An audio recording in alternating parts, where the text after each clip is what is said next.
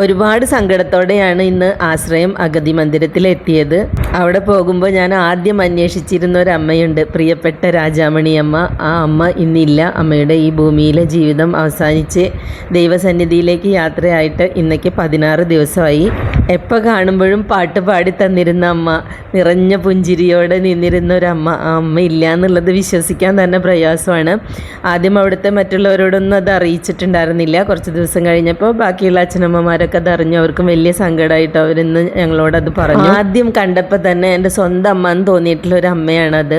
എനിക്ക് എന്താ പറയുക, അത്രയും സങ്കടമാണ് അമ്മ ഇല്ല എന്നറിയുമ്പോൾ. ഇപ്പോൾ അവിടേക്ക് കയറി ചെല്ലുമ്പോൾ അമ്മ ഇല്ലല്ലോ എന്നുള്ള വല്ലാത്തൊരു സങ്കടമാണ് കേട്ടോ. എല്ലാവരോടും ഇഷ്ടവും സ്നേഹമൊക്കെ ഉണ്ടെങ്കിലും ചിലരോട് നമുക്കൊരു പ്രത്യേകത ഉണ്ടാവുമല്ലോ. അങ്ങനെ ഒരു പ്രത്യേകത തോന്നിയിട്ടുള്ള അമ്മയായിരുന്നു അത്. അമ്മ പോകുന്നതിന് തൊട്ടടുത്തൊരു ദിവസമായിട്ട് എനിക്ക് അമ്മയെ കാണാൻ സാധിച്ചു. അന്നും കണ്ണൻ്റെ പാട്ടൊക്കെ എനിക്ക് പാടി തന്നിട്ടുണ്ടായിരുന്നു. ഇനിയെല്ലാം ഓർമ്മകൾ മാത്രമാണ്.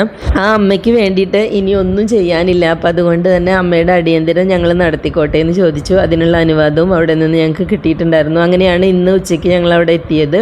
അപ്പോൾ എല്ലാവരോടും ഒപ്പം ഇരുന്ന് അമ്മയുടെ ആത്മശാന്തിക്ക് വേണ്ടി പ്രാർത്ഥിച്ച് ഭക്ഷണം കഴിച്ചിട്ടാണ് ഞങ്ങൾ തിരിച്ചു പോകുന്നത്. ആശ്രയം അഗതി മന്ദിരത്തിൻ്റെ മറ്റൊരു വീഡിയോ കൂടി ഞാൻ ചെയ്തിട്ടുണ്ടായിരുന്നു കേട്ടോ. അത് റിലേറ്റഡ് വീഡിയോ ആയിട്ട് ഇതിൻ്റെ കൂടെ ചേർക്കാം. ഇപ്പോൾ 30 അച്ഛനമ്മമാരാണ് അവിടെ ഉള്ളത്. വാടക വീടാണ്. അപ്പോൾ സ്വന്തമായിട്ട് ആശ്രയത്തിന് ഒരു വീട് വേണം എന്നുള്ള ഒരു ശ്രമത്തിലാണ്.